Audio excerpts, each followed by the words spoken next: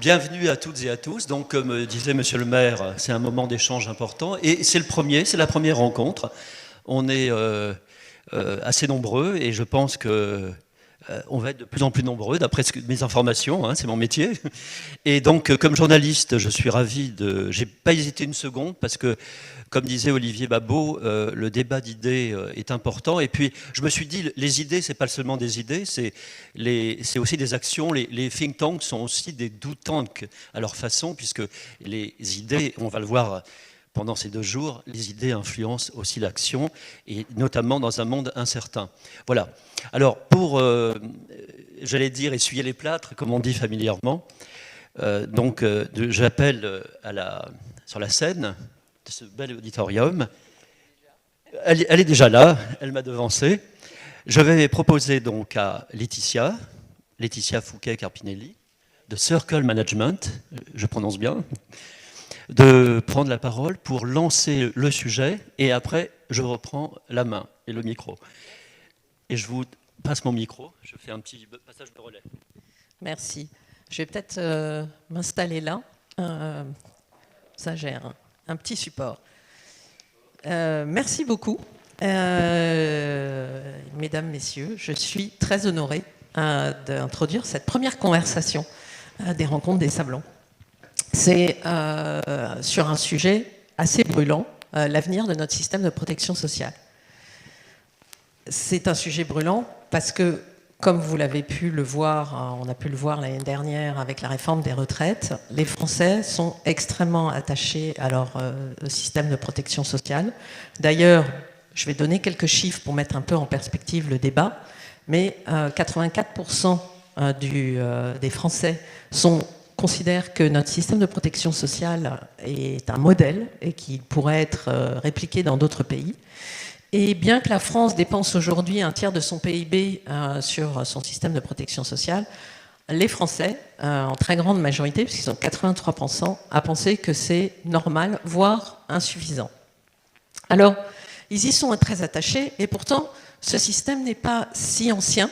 C'est une fierté assez récente. En fait, après des préliminaires dans les années 30, c'est au sortir de la Seconde Guerre mondiale que le système que nous connaissons aujourd'hui est mis sur pied. Le système qui se repose sur trois éléments. Une protection pour tous, une gestion par les partenaires sociaux et un financement par des cotisations des entreprises et des salariés. C'est en fait le Conseil national de la résistance qui, dans son programme, définit un système, et je cite, « visant à assurer à tous les citoyens des moyens d'existence dans tous les cas où ils sont incapables de se les procurer par le travail ». Ça définit vraiment les fondamentaux, les valeurs de ce système de protection sociale. Alors, parlons un petit peu de chiffres. Qu'est-ce que ça représente aujourd'hui ? Chaque Français, en moyenne, se voit attribuer par le système de protection sociale 12 500 € par an. Comment ils se répartissent ? 44% pour la vieillesse, 37% pour la santé, déjà. Donc là, je fais une pause parce qu'on est déjà à plus de 80%. Donc 80%, et on va parler surtout de cela dans le débat, concerne la vieillesse et la santé. Les 20% restants, c'est 7% pour la famille, 6% pour l'emploi, 4% pour la pauvreté et 2% pour le logement. 12 500 donc, euros de dépenses en moyenne par Français par an. Ça, c'est pour les utilisations, les emplois. Et au niveau des ressources, il y a 2 types de ressources principales. Les cotisations sociales, qui représentent 54% des ressources du système de protection sociale, et une série d'impôts et de taxes qui sont directement affectés, comme la fameuse CSG. Alors, c'est ainsi qu'on a donc ces dépenses et ces recettes, et que chaque année, on fait le bilan qui n'est pas toujours très brillant. En 2020, on a eu 50 milliards de déficit, 50 milliards, liés au Covid. En 2021, encore un déficit avec 17 milliards, toujours des suites notamment du Covid. En 2022, on a eu un excédent, mais il ne faut pas se réjouir trop vite parce que cet excédent est lié à l'inflation qui a joué d'abord sur les salaires et la consommation sur lesquels sont attachées les recettes, et qui va se traduire, cette inflation, dans une hausse des dépenses, sur toutes les dépenses qui sont indexées comme la vieillesse. Donc c'est en fait une avance quelque part et pas un réel excédent. Donc ça, c'est la situation du passé. Donc une alternance de déficit et d'excédent. Mais quand on regarde l'avenir, qu'est-ce qui va se passer sur ce système de protection sociale? Aujourd'hui, dans les prévisions en fait, du budget, on est sur une prévision, malgré la réforme des retraites, d'un déficit de 17 milliards en 2027. Et là où on peut tirer la sonnette d'alarme, c'est qu'en fait, c'est un déficit qui est assez structurel, qui est lié non pas à un choc sanitaire ou économique, mais à un choc du vieillissement de la population. En fait, il y a 20 ans, en 2003, il y avait 16% de personnes de plus de 65 ans en France. Aujourd'hui, on est à 21% en 2023, c'est-à-dire 5 points de plus. Et dans 20 ans, on sera à 26%, donc à nouveau 5 points de plus. Et qui dit vieillissement de la population dit réduction des recettes liées aux revenus, augmentation des dépenses liées à la vieillesse, mais aussi augmentation des dépenses liées à la santé, puisque vieillissement de la population dit aussi plus de besoins en termes de santé. Donc il y a un consensus de la nécessité de réformer notre système de protection sociale. Ce qui est en débat, et ce que nous allons débattre aujourd'hui, c'est comment. Donc c'est avec ces notions en tête que je lance la question qui va animer cette conversation et qui est: à quelles conditions le système de protection sociale français peut-il rester performant? Merci.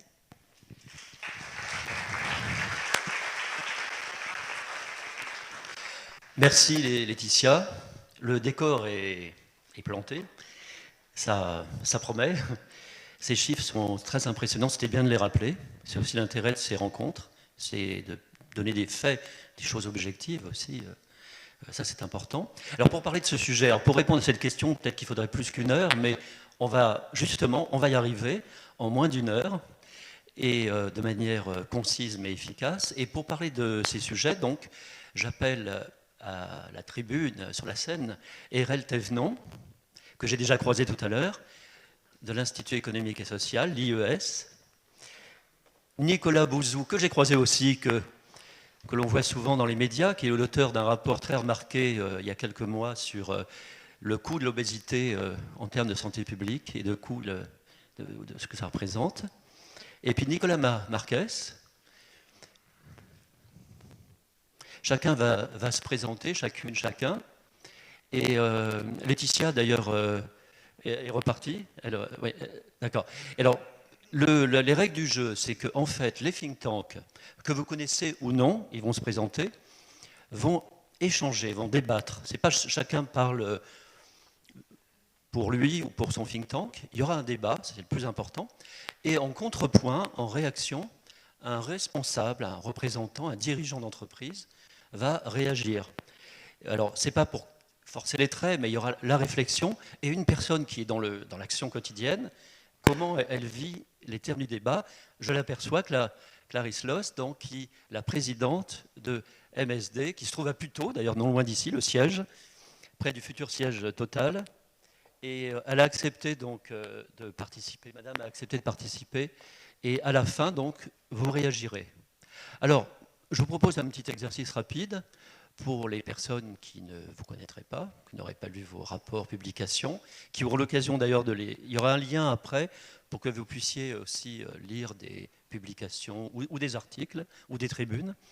Je vous propose, on va commencer par vous, c'est la moindre des choses. Il y a un micro qui est prêt, qui vous tend la main. Et donc, je vous laisse vous présenter rapidement. On fait un petit tour d'abord et après, chacun donc, pourra s'exprimer. L'IES, qu'est-ce que c'est? Je vous laisse vous présenter. Bonjour à tous. Erel Thévenon, je dirige l'Institut pour l'innovation économique et sociale, qui est un think tank qui a été créé par des dirigeants d'entreprise. Les noms de certains d'entre eux vous diront peut-être quelque chose. Denis Kessler, qui malheureusement nous a quittés récemment, qui était très attaché aux questions que nous traitons. Augustin de Romanet, Claude Tandil, qui le préside aujourd'hui. Et c'est un think tank qui regroupe des entreprises, qui est financé par des entreprises. Donc nous sommes une petite structure discrète et nous approfondissons les questions de travail et protection sociale parce qu'on va y venir, ce sont des questions qui sont très liées. Nicolas Bouzou, pareil, alors, qui êtes-vous? Alors, ouais. Alors, je ne vais pas dire qui je suis, mais je dirige un cabinet d'études et de conseil qui s'appelle Asterès et l'équipe fait énormément de travaux, en effet, sur les questions de santé surtout, parce qu'en fait, la santé en matière de protection sociale devient un enjeu qui financièrement va être plus important que celui des retraites, qui est beaucoup moins investi intellectuellement, parce que c'est beaucoup plus difficile. Les questions de retraite sont très simples intellectuellement, c'est des questions de paramètres, c'est sur un fichier Excel, c'est compliqué politiquement, mais intellectuellement, ça se fait en 3 minutes. Et les sujets de santé sont des sujets qui sont intellectuellement difficiles.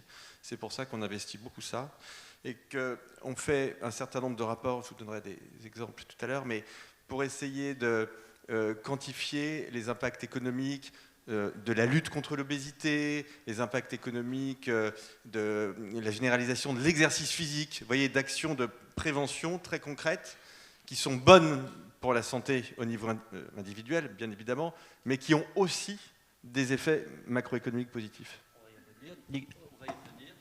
venir. Nicolas Marquez, donc, Oui, l'Institut Molinari.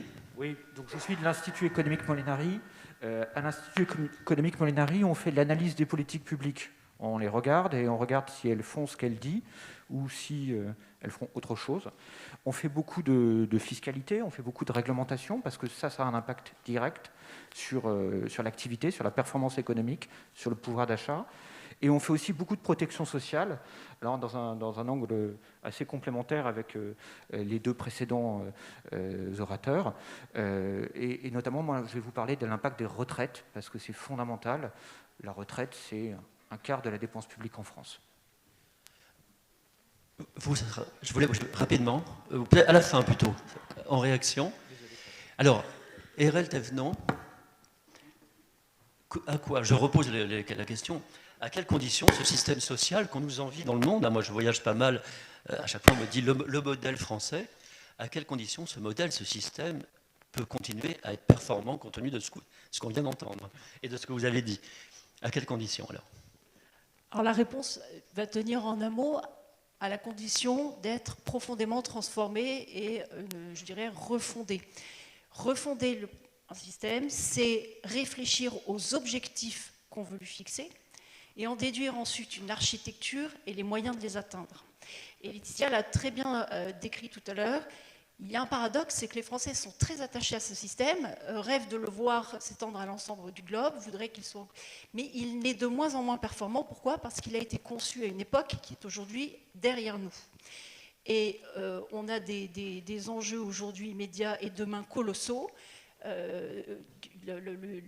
L'endettement massif, un vieillissement de la population, les enjeux de santé, etc.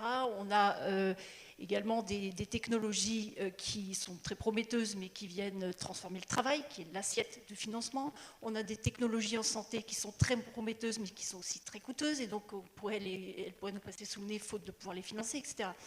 Donc l'institut que j'anime ne s'est pas trop étendu sur les constats, parce qu'ils font l'objet de rapports on pourrait caler les armoires de la République avec tout ce qu'il y a comme rapport de bilan qui tire la sonnette d'alarme.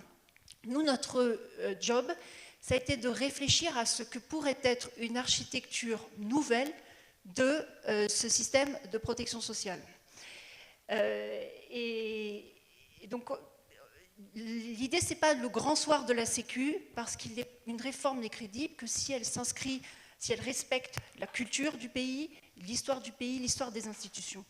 Donc notre conviction de refonder, on l'inscrit en revenant finalement aux fondamentaux du compromis du Conseil national de la résistance de 1945, Laetitia les a rappelés, c'est de réfléchir à ce que la collectivité nationale prend en charge au titre de la solidarité.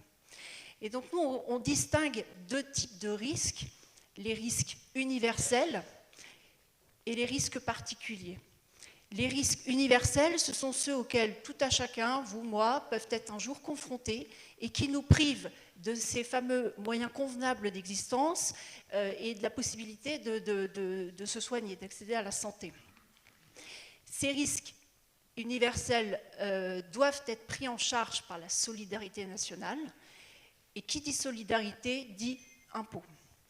Et à côté de ces risques universels, on a les risques particuliers, qui sont les risques auxquels on va être confronté en fonction de choix personnels ou professionnels qu'on peut effectuer. Et la prise en charge de ces risques, la garantie de ces risques, se fait dans le cadre de la mutualisation, c'est-à-dire ce sont des périmètres, des solidarités sur des périmètres différents. Donc le système qu'on imagine, je vous le fais à la serpe, à très gros traits, je suis à votre disposition à l'issue de la conférence si vous souhaitez en parler, là j'en dresse vraiment le profil. Distinguer ces risques universels et ces risques particuliers. Pour bien comprendre, il faut revenir une seconde sur le système tel qu'il est aujourd'hui. Aujourd'hui, on a un système qu'on dit à étage. On a un socle qui est la sécurité sociale ou un autre régime légal, complété par les fameuses complémentaires, éventuellement les supplémentaires. Et chaque risque est pris en charge successivement aux différentes strates. Les complémentaires sont de plus en plus contraintes. L'État contraint toujours davantage. La conséquence, c'est que déjà, l'assuré, le citoyen, n'y comprend plus rien, confusion dans son esprit. Et il émerge aussi dans l'esprit de certains dirigeants qu'au fond, puisque tout ça c'est à peu près pareil, on pourrait le fusionner. C'est l'idée d'une grande sécu, qui est un projet qui est aujourd'hui dans les limbes et il serait bien qu'il y reste, c'est notre point de vue, qui n'est ni plus ni moins que l'étatisation du système. Donc à rebours d'une étatisation du système qui nous paraît pas efficace, pas performante pour prendre en charge la diversité et les risques dont l'importance aussi importante que nous soutenons qu'il soit. Et notre système est au contraire sur deux jambes. Les jambes, c'est coordonné mais autonome. La sécurité sociale, l'univers de la sécurité sociale, qui prend en charge ces risques universels, c'est la solidarité. L'univers des risques particuliers qui sont pris en charge par des acteurs, lucratifs, non lucratifs, et qui reposent sur la technique de la mutualisation. Et on voit comment, dans un système de cette nature, on pourrait mieux traiter les questions de retraite. Donc Nicolas va y venir. Pourquoi? Parce que face à la retraite, en dehors d'un socle commun à tous, les moyens convenables d'existence, face à la retraite, nous ne sommes pas tous dans la même situation. Un indépendant, un commerçant, un entrepreneur, un salarié, un fonctionnaire ne sont pas dans la même situation. En l'occurrence, un salarié et un fonctionnaire ne sont pas dans des situations très différentes. On voit également comment, dans un système de cette nature, on pourrait prendre en charge de manière plus efficace les questions de santé. Alors, je vais faire un zoom notamment sur l'innovation en santé parce que c'est un point qu'on va approfondir ce matin avec Nicolas et Clarisse.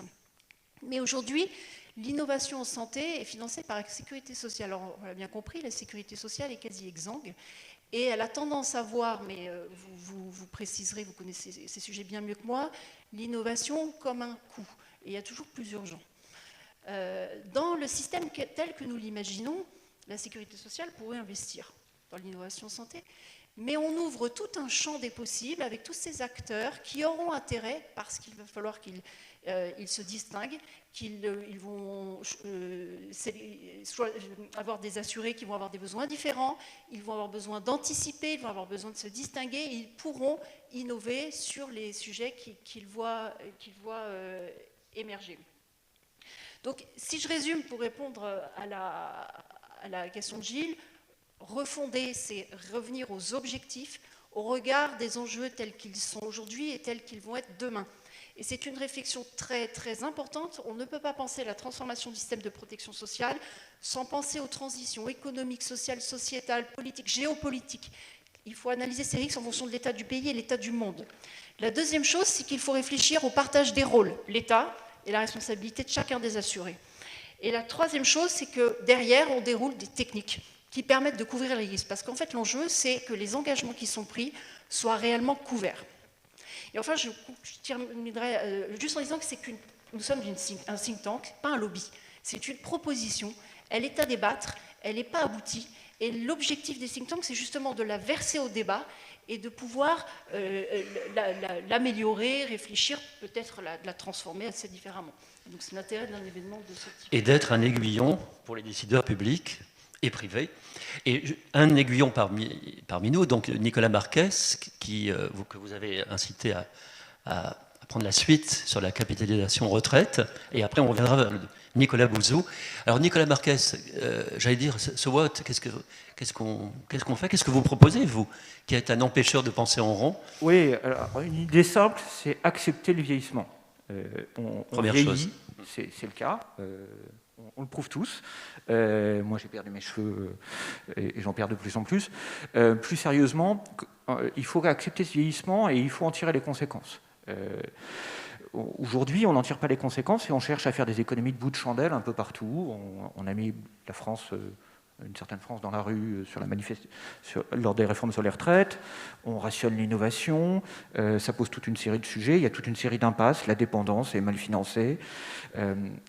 Et pourquoi il faut accepter ce vieillissement? C'est parce que, comme l'a dit Clarisse, la base de notre système de protection sociale, elle a été faite à la Libération dans une époque où la natalité était là.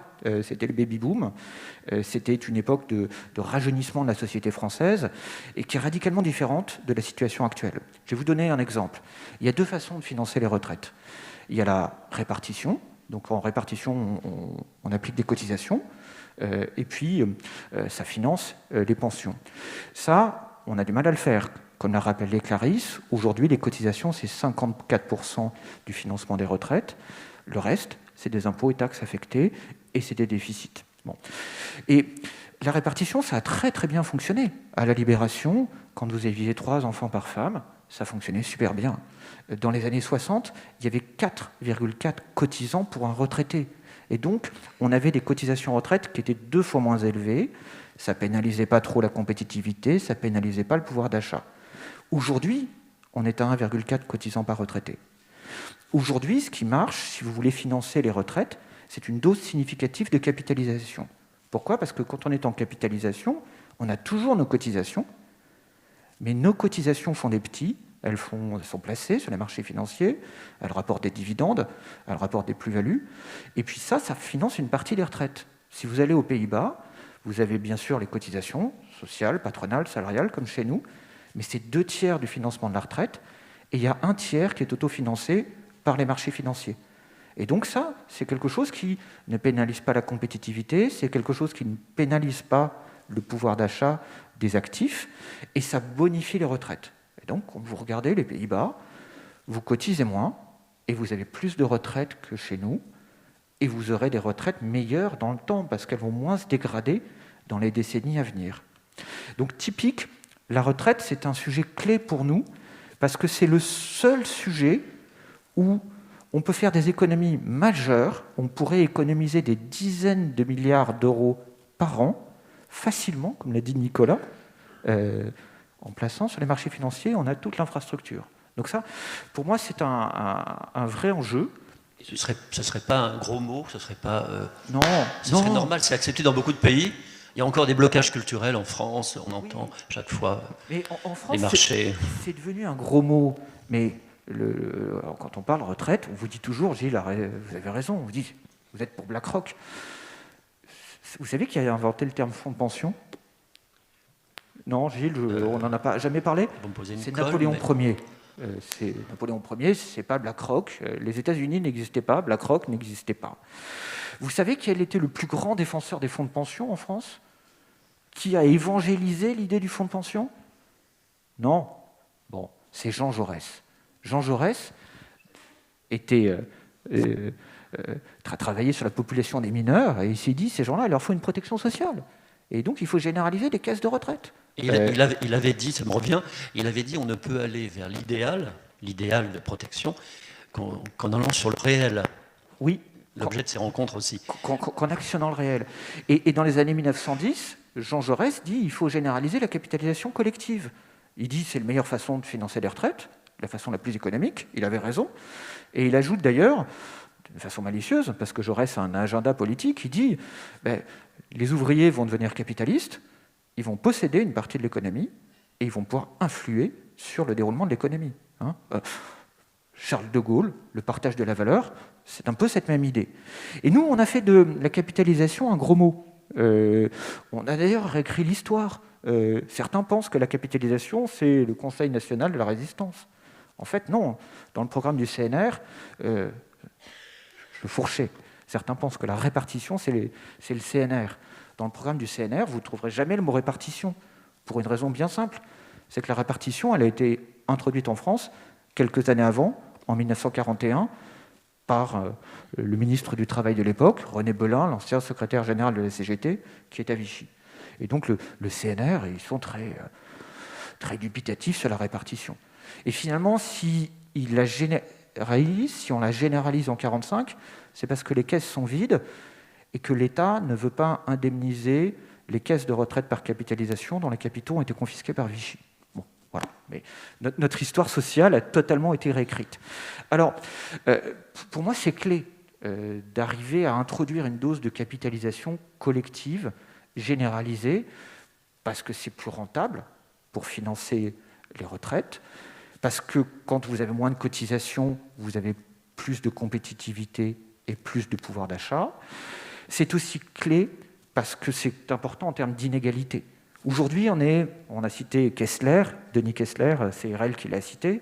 Moi, quand j'étudiais, je faisais mon doctorat d'économie, je lisais Kessler, et Kessler disait « La France est en capitalisation désordonnée. Officiellement, la répartition va faire papa-maman et puis va financer des retraites généreuses. On sait tous que c'est faux.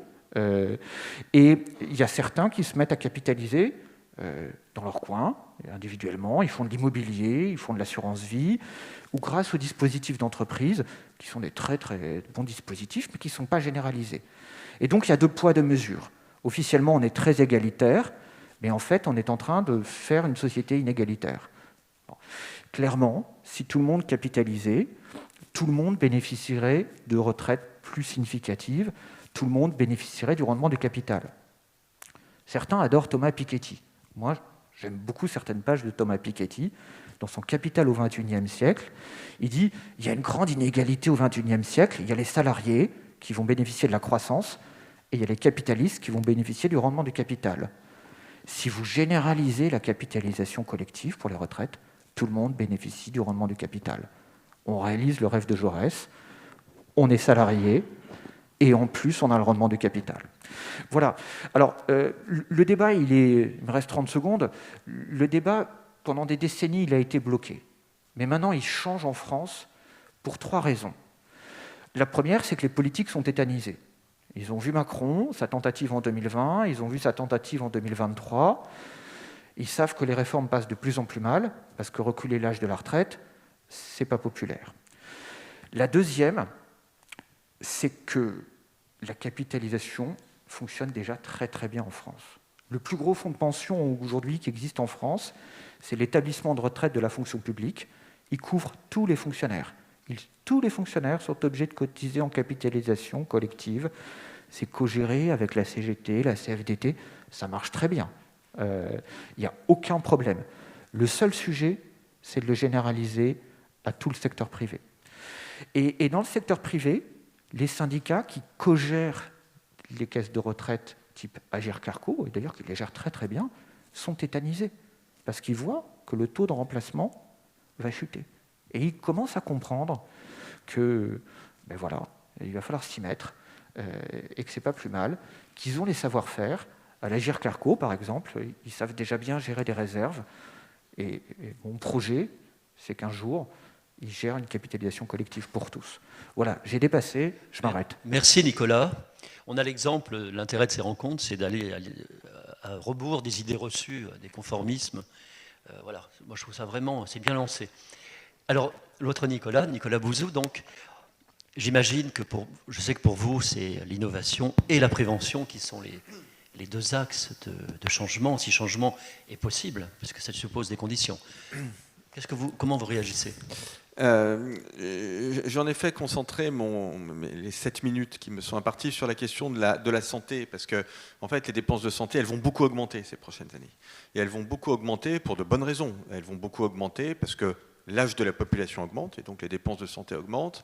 Elles vont beaucoup augmenter aussi, ça a été un peu dit, parce qu'on est dans une vague d'innovation très importante dans le domaine de la santé, et ce sont des innovations qui souvent coûtent cher, notamment les innovations thérapeutiques, puisque ce sont des innovations de plus en plus ciblées, qui coûtent très cher en matière de recherche et développement, avec des prises de risques très importantes. Et comme ce sont des innovations de plus en plus ciblées, je pense à l'oncologie notamment, mais pas que, en fait, les marchés sont de plus en plus petits. Donc on a une microéconomie de la santé qui maximise les coûts, si vous voulez. Donc tout ceci, ce sont des dépenses qu'il faudra assumer. Et je voudrais rappeler qu'en France, les dépenses de santé augmentent très faiblement. Elles sont rationnées par le Parlement. On n'est pas du tout dans un système de marché en France. On est complètement à l'opposé d'un système de marché. C'est le Parlement qui vote les dépenses de santé. Grosso modo, hors Covid, elles augmentent de 2,5% par an. Toutes les études économétriques montrent que si on était sur un marché libre, si les dépenses de santé augmentaient au rythme des besoins tels que je les ai décrits, l'âge de la population qui augmente, les innovations thérapeutiques, la plus grande prévalence des maladies chroniques, les dépenses de santé augmenteraient plutôt de 4 à 5%. Donc ce serait le double.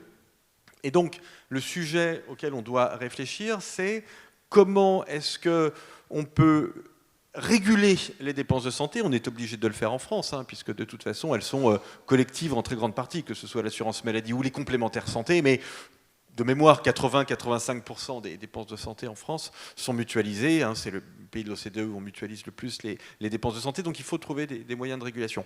Un moyen de régulation que je trouve tout à fait passionnant, parce que c'est un champ qui est assez vierge encore en matière de politique publique, c'est la question de la prévention. Et je vous le disais tout à l'heure, nous on a fait des études qui sont des études de calcul économétrique, en fait, pour essayer de voir combien les actions de prévention pourraient rapporter, ou combien elles pourraient permettre d'économiser. Alors la prévention, juste en deux mots, qu'est-ce que c'est ? On distingue la prévention primaire et la prévention secondaire. Donc la prévention primaire, c'est tout ce qui va permettre d'éviter les pathologies chroniques, donc l'exercice physique, manger moins de sucre, etc. Enfin, c'est surtout ça d'ailleurs, c'est surtout exercice physique et manger moins de sucre, grosso modo. C'est les deux grands types de prévention primaire sur lesquels il existe un savoir scientifique extrêmement robuste. On sait que 30 minutes d'exercice physique par jour, ça diminue considérablement la probabilité d'avoir une maladie chronique. Manger beaucoup moins de sucre, pareil. Donc là, vraiment, il y a des consensus qui sont très forts. Donc ça, c'est la prévention primaire. Et la prévention secondaire, c'est tout ce qui est de l'ordre, disons, des dépistages et des vaccins. Donc et puis vous avez aussi la prévention tertiaire, c'est au fond essayer d'éviter, sur lequel on n'est pas bon en France, éviter des rechutes quand on a déjà été malade. Donc, voilà. Donc ça, c'est les trois types de prévention. Donc ce que montrent les rapports d'Asterès, c'est que si en matière de prévention primaire et secondaire, la France s'aligne sur la moyenne des pays de l'OCDE. Pas les meilleures pratiques, la moyenne. Parce qu'aujourd'hui, on est en dessous. Sur l'exercice physique, on ne fait pas grand-chose. Sur le sucre, on ne fait pas grand-chose. J'en dirai un mot sur les dépistages. Il y en a où on est plutôt bon. Dépistage du cancer du sein, par exemple, pour les femmes, on est plutôt bon. En revanche, dépistage du cancer colorectal, on est très mauvais. On doit être à 30% de la population cible, qui sont les personnes âgées de 50 à 74 ans, 75 ans. Donc ça, véritablement, c'est pas bon. Certains vaccins, on n'est pas très bon, y compris le vaccin contre la grippe, d'ailleurs. Donc si on s'aligne sur la moyenne des pays de l'OCDE, rien que ça, on économise 5 milliards d'euros par an et on gagne 8 mois de progression de l'espérance de vie en bonne santé. Pas de l'espérance de vie globale, c'est beaucoup mieux, de l'espérance de vie dite en bonne santé, qui, comme vous savez sans doute, est plutôt stagnante dans les pays développés.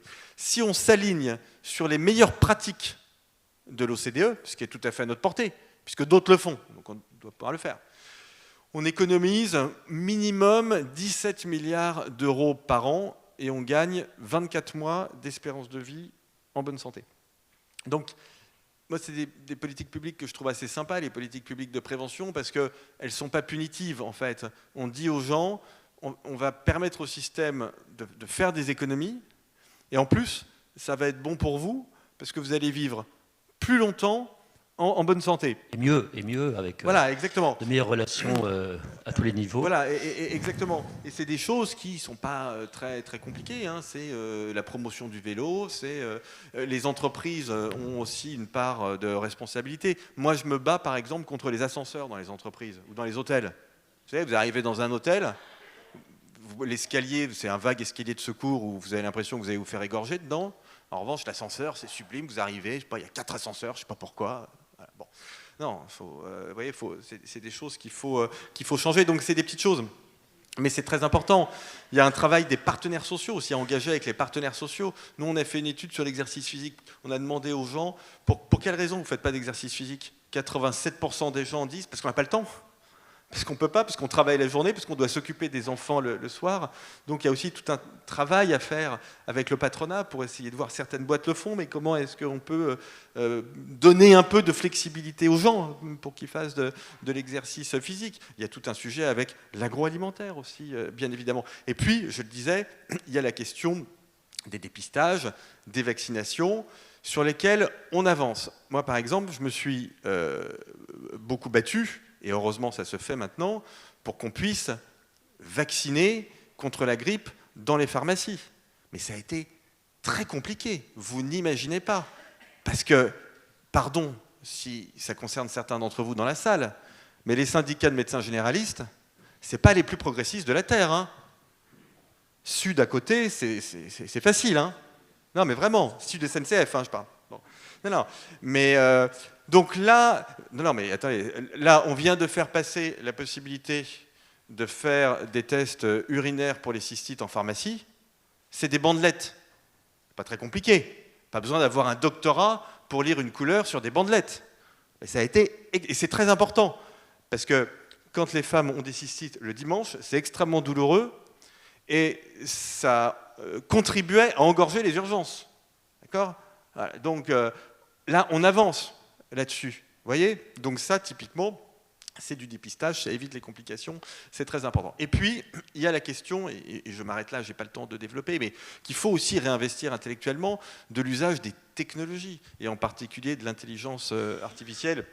Vous avez peut-être entendu parler de cette étude qui a été réalisée par Google sur une intelligence générative qui est développée par Google. Je passe très vite là-dessus et j'en ai déjà beaucoup parlé ailleurs, donc vous retrouverez ça facilement, mais qui montre qu'en matière notamment de prescription, de diagnostic, mais aussi de prescription, l'intelligence artificielle de Google est meilleure que les médecins, mais elle est aussi meilleure que les médecins plus l'intelligence artificielle. Formidable nouvelle. En matière d'empathie aussi d'ailleurs, hein, je le dis au passage. Formidable nouvelle. On a plein de déserts médicaux. Il faut absolument, au lieu de dire « Ah mais c'est terrible, l'intelligence artificielle, ça va tuer la médecine, etc. » Mais ça ne va pas la tuer, ce n'est pas le sujet. Le sujet, c'est comment on l'utilise pour répondre à des grands sujets de politique publique. Et ça aussi, ce n'est pas punitif. Vous voyez. Donc il faut investir intellectuellement ces domaines, parce que on a vraiment, vous voyez, des portes d'entrée pour essayer de réformer notre système sans que ce soit des mesures qui soient punitives et qui plombent l'ambiance. Et qui plombe l'ambiance. On a commencé par une sorte de pessimisme de l'intelligence quand on réfléchit à ces questions, et là on progresse vers l'optimisme de la volonté, on peut faire des choses. Clarisse Lost, donc je rappelle, vous présidez le MSD qui a 130 ans. Il y a plein de choses. On ne va pas revenir dans l'histoire de ce groupe, de votre laboratoire pharmaceutique, mais ça serait intéressant. Mais je rappelle que pour les personnes qui le voudraient, il y aura un lien sur le site des rencontres. Hein. Alors comment vous réagissez, puisque vous êtes là en contrepoint comme dirigeant d'entreprise, comment vous réagissez et vous, comment vous vivez ces questions au quotidien ? Peut-être juste un mot sur MSD, c'est juste, il faut savoir que c'est un laboratoire pharmaceutique de recherche et d'innovation. Effectivement, depuis 130 ans, donc je suis tous les jours dans les sujets d'innovation thérapeutique, de comment les mettre à disposition des patients, et tout le sujet du financement. Et alors, on a tendance à dire dans les médias, c'est le médicament qui coûte cher, qui grève les comptes, c'est 10% du budget de la santé. Bon, si on veut changer le système de santé et le rendre pérenne, ce n'est pas en s'attaquant aux médicaments qui est la variable d'ajustement chaque année, on arrivera vraiment à changer profondément les choses. Surtout, et on va y venir, comment l'innovation permet au contraire, en investissant dans l'innovation, faire des économies. Je vais peut-être vous donner quelques éclairages en complément peut-être de ceux de Nicolas, de ce que ça peut apporter. Parce qu'il y a une chose qui est sûre en matière de santé, ce n'est pas l'innovation qui coûte cher, mais c'est la maladie. Et donc si on regarde l'évolution de la population avec de plus en plus de seniors dans les années à venir, et si on veut la même qualité de service, et la même protection sociale et la même qualité des soins, il va falloir faire quelque chose. Alors, Nicolas a abordé différents sujets de l'intelligence artificielle, le meilleur diagnostic. Juste si on regarde, la question c'est comment on investit pour des Français en bonne santé. Et ça, c'est fondamental. C'est ce qui va éviter les coûts d'hospitalisation, qui sont les coûts les plus chers liés à la santé, les coûts d'hospitalisation, d'interventions coûteuses. Et pour ça, il y a plein de solutions. Et ça, c'est la bonne nouvelle. J'ai envie de donner une note d'optimisme quand même. C'est que je pense qu'il y a plein de solutions, chacune avec des défis assez complexes pour les mettre en œuvre, mais pas tant que ça. Mais ça demande à avoir un cap, à avoir un objectif très clair et faire des choix dans la durée. Et de la visibilité. Et de la visibilité pour pouvoir investir. Si je donne des exemples de prévention, alors moi je vais parler de vaccination. Tu as parlé de la grippe. La grippe, c'est 100 millions d'hospitalisations chaque année, parce qu'on est à 50-57% de taux de vaccinés. Pourquoi on est à 57%? C'est quand même, c'est du délire. Une autre vaccination et là je vais vous parler cancer, parce que alors là c'est juste une ineptie totale. Prévention du cancer. Alors c'est l'INCa qui a fait une étude qui montre que 4 cancers sur 10 sont évitables. Et il y en a tous les cancers liés au papillomavirus, je pense que vous en avez entendu parler, on en parle beaucoup aujourd'hui et c'est très bien, c'est 6000 nouveaux cancers par an, c'est 1000 décès, et on estime le coût, rien que le coût pour la société, c'est minimum 250 millions par an en coût direct. Et c'est pourtant des cancers qui atteignent des patients jeunes, autour de la quarantaine, donc des gens actifs, et donc quand ils sont malades, au-delà du coût de la maladie et du désastre de la maladie, c'est aussi des cotisations en moins. Donc tous ces éléments-là. Aujourd'hui, il y a un vaccin qui protège quasiment 100% contre ces cancers. La France est en retard. Alors heureusement, aujourd'hui, il y a une vraie prise de conscience, des vraies actions qui sont prises. Tu parlais du pharmacien, donc le pharmacien peut vacciner aujourd'hui, ce qui peut aider énormément dans le parcours de soins. Il y a le lancement de la vaccination à l'école, donc il y a des choses qui sont faites, mais on est loin. Aujourd'hui, on est à une moyenne de 38% de vaccination des enfants pour les protéger pour plus tard. Et donc ça nécessite effectivement la prévention. Quand on parle d'économie, c'est comment on investit aujourd'hui pour prévenir des complications demain. Donc là, prévenir la santé et puis éviter des coûts demain. Or aujourd'hui, on a un système PLFSS qui regarde l'année en cours, qui regarde les dépenses en cours et qui ne regarde pas un investissement pour prévenir des dépenses demain. Donc là, il y a une vraie transition à faire de comment je soigne aujourd'hui et je préviens pour demain. Donc ça, c'est vraiment un vrai sujet autour de la prévention et qui est colossal. Et il y a des pays, il y en a plein, la plupart des pays occidentaux, la plupart des pays européens, mais aussi l'Australie, les États-Unis, qui sont en train d'éradiquer le cancer. Dans 10 ans, il n'y en a plus de cancer HPV dans leur pays. Ben nous, non, on est toujours là avec nos 6000 cancers par an. Voilà, première question. Deuxièmement, sur l'innovation thérapeutique cancer. Donc là, on parle de traitement, peut-être de prévention tertiaire. Mais on voit dans les dernières années, sur les 10 dernières années, des innovations extraordinaires qui sont sorties, de médecine personnalisée, de traitement de thérapie génie, d'immunothérapie, qui apportent des espoirs de vie colossales dans des cancers à très mauvais pronostic, des cancers métastasés, où on double des temps de survie. Mais c'est déjà pour ces cancers-là, c'est aussi les 3/4 de temps. Les 3/4 d'années de vie gagnées sont aussi des années en bonne santé, en bonne qualité de vie. Donc on peut garder une activité sociale, c'est pas être malade pendant cette période-là, et ça c'est extrêmement important. Mais on voit aujourd'hui que ces thérapies, il faut les donner les plus tôt possible. En traitant tôt, on peut imaginer soigner le cancer aujourd'hui. Et donc ça nécessite aussi des choix de diagnostic, de campagne d'information, de screening, de prise en charge. Voilà, mammographie, on est quoi, Nicolas, 50-60%? Voilà, c'est pas assez, parce que quand on prend un cancer tôt, on peut aujourd'hui le guérir. Donc aujourd'hui, ces innovations qui peuvent paraître chères comme ça, c'est des innovations pour éviter les coûts liés au cancer, aux hospitalisations, au-delà de la bonne santé, bien sûr, l'espoir de vie. Donc voilà, aujourd'hui, il y a des vrais changements à opérer. Des choix à faire dans la prévention, comment l'éducation tôt des jeunes permet d'éviter de faire de l'exercice, manger moins de sucre et savoir que la vaccination c'est bien et de vraiment être responsable, mais aussi en termes d'innovation thérapeutique, parce qu'aujourd'hui, beaucoup d'innovations, il y en a encore plein qui arrivent dans les années à venir, c'est juste extrêmement excitant de voir les innovations qui sont en train d'être développées. Certes, elles sont de plus en plus chères parce que de plus en plus nichées sur des traitements personnalisés. comment la France va pouvoir les financer demain? C'est une vraie question. Et là, pour le coup, j'ai un gros doute quand on voit que le budget, par exemple, médicaments, il est égal sur les 10 dernières années, même si la population vieillit, même si la population augmente, même s'il y a de l'inflation. Donc ça, c'est des sujets où aujourd'hui, on n'est plus en mesure. Qu'est-ce que vous pensez du New Deal du médicament? On en a beaucoup parlé. Le New Deal du médicament.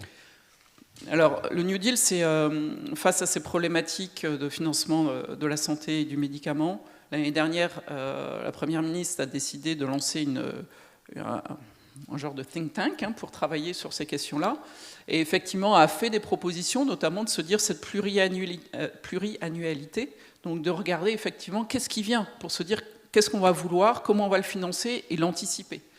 Et donc il y a des recommandations très concrètes qui ont été faites pour améliorer tout ça. Alors il faut faire des choix, c'est aussi des choix dans la durée, éviter, et puis que ce soit dans la prévention ou dans le New Deal, se dire comment ces choix-là ou ces idées-là perdurent et ne changent pas à chaque gouvernement. Voilà, c'est un continuum, vraiment, ça ne s'arrête pas à chaque fois. Alors, c'est le moment du débat, un peu des échanges, même si on n'a pas beaucoup de temps. Mais si vous voulez débattre entre vous, est-ce que vous retrouvez dans les propos de Clarisse Lost, Nicolas Marquez, de l'Institut Molinari? Oui, en fait, Gilles, je voudrais dire qu'il y a un point commun entre les trois choses qu'on a dites. Parce que pendant longtemps, le système de protection sociale, il a été géré par les mutualistes. Et les mutualistes, ils généraient pas, c'était pas l'État qui raisonnait en termes annuels. Et donc, les mutualistes en France, ils ont développé toutes les politiques de prévention. Parce qu'eux, ils s'inscrivaient dans le temps long. Ils savaient qu'ils avaient leurs mutualistes, leurs cotisants, et qu'ils allaient les accompagner l'an prochain, l'année suivante. Et c'est eux qui ont développé les visites obligatoires, les carnets de santé, toute une série de choses qui ont investi dans les cliniques mutualistes, les pharmacies, le dépistage de l'époque.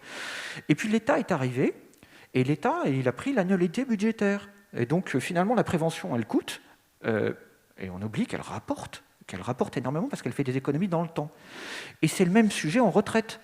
On a oublié qu'épargner permettait de faire des économies dans le temps. Et donc ça rejoint ce que disait Erel. Notre problème, il est avant tout institutionnel. Quelle est la place de l'État et quelle est la place des acteurs qui savent gérer le temps long?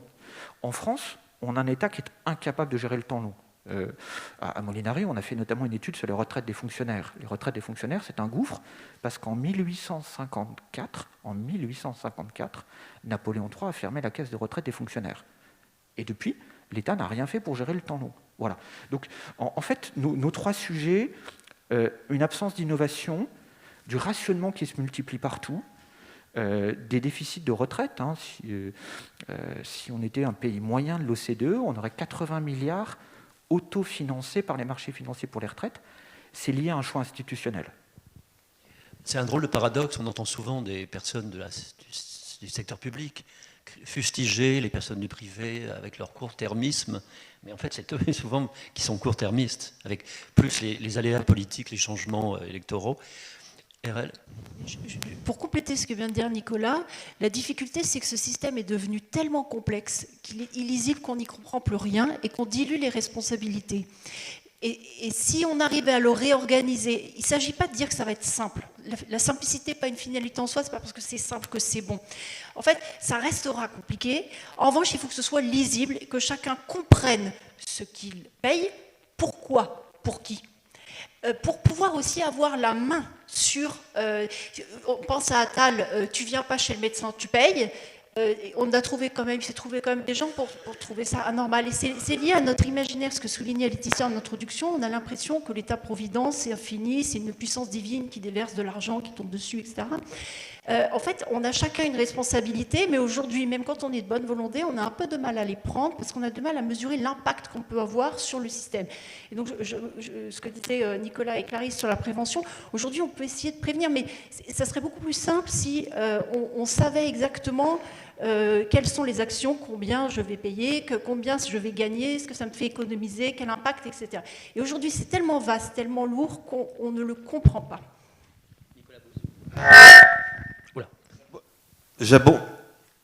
J'abonde complètement. En fait, la gouvernance de la protection sociale et en particulier la gouvernance de la santé en France, c'est quelque chose d'extrêmement complexe qui s'est fait par sédimentation au fur et à mesure du temps sans jamais qu'il y ait de simplification. Prenez l'exemple du ministère de la Santé, par exemple. C'est un ministère qui a pas mal de difficultés, parce qu'il y a beaucoup de doublons, parce que quand on a créé les ARS, donc la déconcentration au fond de la santé, on n'a pas changé l'organisation du ministère de la Santé, donc il y a des gens qui font un peu la même chose, il y a des doublons, ce qui est non seulement coûteux, mais ce qui en plus est très frustrant du point de vue managérial. Il y a plein d'agences indépendantes. Alors ça, c'était la grande mode en France ces 20 dernières années. On a mis des agences indépendantes absolument partout. Donc on fait des baronnies. Alors les pouvoirs publics ont conscience de ça. Il y a des choses qui évoluent. Par exemple, en matière d'innovation, on a créé ce qu'on appelle l'agence d'innovation en santé, qui est une très bonne idée, qui vise justement à essayer de casser les silos, qui est dirigée en plus par une personne absolument remarquable, qui s'appelle Lise Alter. Donc voilà, il y a quand même des choses qui avancent. Mais au fond, on en revient toujours au même problème sur beaucoup de sujets de politique publique. Au cœur de la difficulté, il y a un problème d'organisation de la sphère publique et un problème d'organisation de l'État.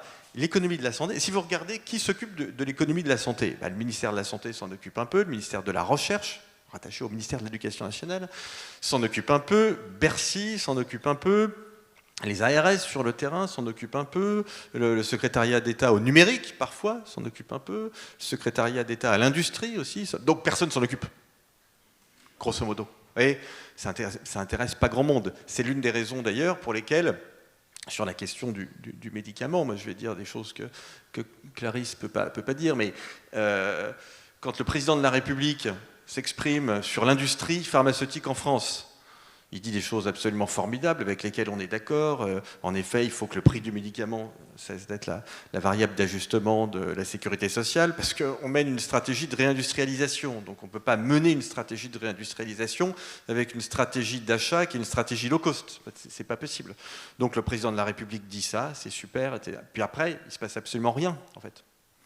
Parce qu'il y a tellement de monde pour s'en occuper que personne ne s'en occupe. Et donc les PLFSS se suivent et se ressemblent. Ce qui est tragique pour l'industrie de la santé, mais ce qui est tragique aussi pour la crédibilité des politiques publiques en France. Parce que c'est pas normal que quand Oxys, le président de la République, donne des directives, ça ne change absolument rien dans les faits. Donc, puisqu'il y a beaucoup de think tanks ici, il y a vraiment là aussi un champ intellectuel qu'il faut investir. Alors il l'est déjà un peu, mais il faut aller plus loin. C'est vraiment comment on rend notre sphère publique plus lisible et plus efficace. Mais il faut le prendre de façon concrète, pas abstraite, parce que dire qu'il faut baisser la dépense publique, tout le monde est capable de le dire. Ça, c'est pas de la réflexion. Enfin, c'est facile. Non, c'est pas ça. Le sujet, c'est le ministère de la Santé, les personnels du ministère de la Santé et de l'ARS. Comment on supprime les doublons ? Mais concrètement, c'est ça ce travail intellectuel qu'il faut faire. On commence par quoi? Est-ce qu'il faut modifier le statut? Est-ce qu'il faut jouer sur le vieillissement? Vous voyez? Qu'est-ce que ça change en matière managériale? Ce n'est pas des généralités que j'entends toute la journée chez les libéraux du type « il faut baisser la dépense publique ». C'est bon, on a compris, il faut pousser la réflexion intellectuelle 10 crans plus loin si on veut avoir une chance d'avancer.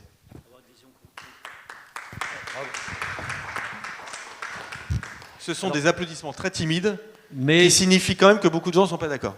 Oui, qui n'est pas d'accord? Alors justement, j'en profite pour dire que dans les règles qu'on s'est imposées pour les rencontres, malheureusement, le public que vous êtes ne pourra pas réagir. Et c'est dommage parce que ça aurait été intéressant d'avoir... On voulait éviter le jeu ping-pong questions-réponses et surtout, il y a juste après une rencontre sur le thème de l'assurance et on doit enchaîner. Mais je vous indique que vous pourrez échanger avec les intervenants en bas, donc quand je dis en bas, dans l'Agora, il y a des stands, il y a un espace librairie, vous pourrez vraiment échanger. Et les questions que vous auriez voulu, ou les commentaires que vous auriez voulu faire, vous pourrez les faire plus intimement, voilà, puisque vous allez rester un petit moment après, de toute façon. Hein. Et puis il y a toutes les publications, on fera en sorte que vous puissiez suivre encore un nouveau rapport sur la prévention de Nicolas Bouzou, une nouvelle étude de Madame, un autre pavé dans la mare. C'est aussi l'objet de ces think tanks. Et je me retourne quand même à nouveau vers Clarisse Loth. Comment vous réagissez à ce débat? Il y a eu une progression, c'est-à-dire, comme l'a fait remarquer Nicolas Marquez, il y a des points communs, heureusement. Et qu'est-ce qui pourrait vous rendre encore plus optimiste? Bien sûr, il y a la question de l'État, des institutions. Il y a des mammouths, c'est kafkaïen.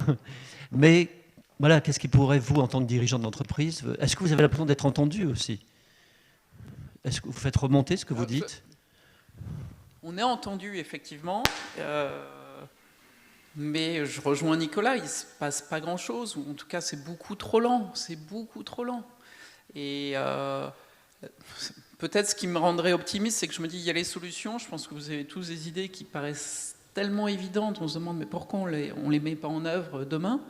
Alors est-ce qu'on est en train de toucher le fond et on se dit, ça va permettre enfin de les mettre en œuvre? Jusqu'où il faut tomber pour y arriver? Mais la seule chose qui me rend optimiste, c'est qu'il y a des solutions. Il y a des solutions de l'innovation, il y a des solutions dans les retraites, et des gestes. Et pour garder notre système social auquel on tient tous, et on voit les bénéfices. Et quand je compare avec des filiales, personne n'a envie d'être malade en Angleterre aujourd'hui. Personne n'a envie d'être malade aux États-Unis. Et par contre, moi, c'est Nicolas qui disait ça tout à l'heure, je crois, on a un système qu'on pense extrêmement égalitaire. Il ne l'est pas. Il ne l'est pas dans les retraites, il ne l'est pas dans la santé. Et même sur un système qu'on se dit social et tout le monde a accès, ce n'est pas vrai. Il suffit de regarder la prise en charge du cancer en fonction de la géographie et du niveau socio-professionnel. Il n'y a absolument rien à voir. Taux de vaccination HPV, je vais revenir dessus, c'est 40% en Ile-de-France, dans la banlieue ouest, c'est moins de 10% dans les banlieues nord. Il y a de l'égalitarisme, mais il n'y a pas forcément de l'égalité. On pourrait le dire pour l'éducation nationale aussi. Au passage, quand même, les médias ont une responsabilité, hein, j'en fais partie. On ne parle pas assez des bouteilles à moitié pleines. C'est souvent sous l'angle des débats, des controverses, disons pas des débats, des polémiques, mais surtout ce qui ne marche pas. Or, il y a des choses, moi je prône un peu comme le font les Américains, un journalisme positif où on montre aussi les pistes de solutions qui existent, et voilà, comme ça a été présenté à l'instant. On peut faire des choses, heureusement, sinon on va tous déprimer. Il n'y a pas de fatalité à ce qu'on s'enfonce. Il y a au contraire, et c'était l'objet de cette rencontre, cette première rencontre, de donner des pistes, des éclairages à la lumière de ces vitraux qui est de la lumière. Voilà. En tout cas, merci. Et je vous invite donc à venir échanger avec les intervenants et intervenantes. Et n'hésitez pas à suivre après ce qu'on indiquera sur le site. Voilà, il y aura certainement des choses qui seront annoncées, des publications, des ouvrages. Et dernière chose, pour celles et ceux qui ne sont pas inscrits pour le débat suivant sur l'assurance, je vous demanderai juste de passer par là. Il y a une petite sortie des artistes qui est, n'est-ce pas Laurence, qui est mise à disposition.